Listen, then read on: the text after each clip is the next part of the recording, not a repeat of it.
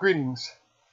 This is a continuation of a discussion that I started focused on Tesla just as in January of 2017 received a clean bill of health from the federal government. What this focused on was an investigation of the death in Florida of a driver using autopilot. I took some time to interview some engineers that are expert in the area, and they raised several issues that are worth noting to Tesla drivers as well as drivers that are entering the realm of sort of autonomous vehicles, etc.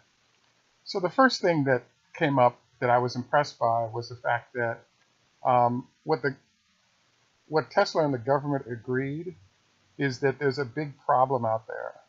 The problem is that there's something called distracted driving. So what the government is actually saying about Tesla and its activities is that the death rate that they're experiencing is fairly low, and that there was a problem that occurred, but the incidents are at such a low level, and there's a reduction in the overall death rate by the use of this, that the government would take Tesla's experience and say, good job, even though someone died. So I just found that interesting, because if you're the one who died, the death rate doesn't matter to you as much. So I just thought that was interesting. Further into the discussion, what I brought up in my first video was the whole redundancy issue. So what my engineer buddy from MIT shared with me was that when it comes to the space shuttle or jets or even commercial jets, because of the value of those entities, they actually have triple redundancies. So you'll have 3 computers, you'll have 3 different writers of the software that wrote to the same specs. And what happens is that it's majority rules. The decision will be made on what the computer is going to do. The other 2 machines will, if they're all in agreement, they move forward. If one comes up with some solution that the other 2 don't like, majority rules where it can be outvoted. If you recall the German plane crash incident,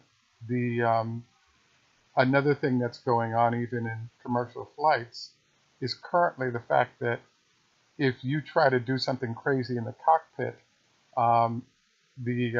like point the plane straight down, there are systems now being built in that limit the range of what the plane would allow you to do, because in essence you're getting a vote, but the other 2 computers on the plane in theory could outvote you and therefore limit the ability of a pilot to crash the plane, as we just saw in Germany.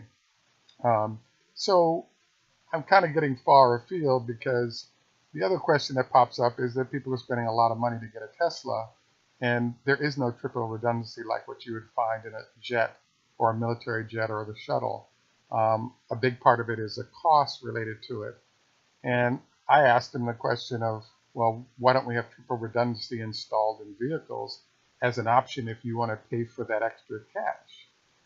And what he shared was that it's a good idea, it's expensive, but distracted driving is a bigger problem. And beyond that, the bigger challenge right now is that there are a lot of vehicles moving around that are subject to being hacked and in other ways damaged, and missing a sign is not a problem. So by the way, the nature of the incident that occurred with Tesla in this case was that because of glare, the camera couldn't make out the truck that was crossing, and the vehicle plowed right into it. He brought up the fact that another thing that's starting to happen is that most of the systems that are being built have vehicles plowing into a huge number of miles in beautiful settings. So that's California, that's the desert, and they're driving along.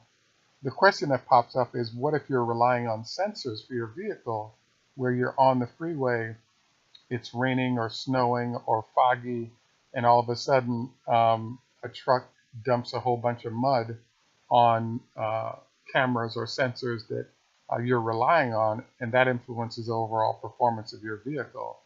You're now in a stuck situation where you're thinking you're covered, and all of a sudden you no longer are because some outside function may be affecting this.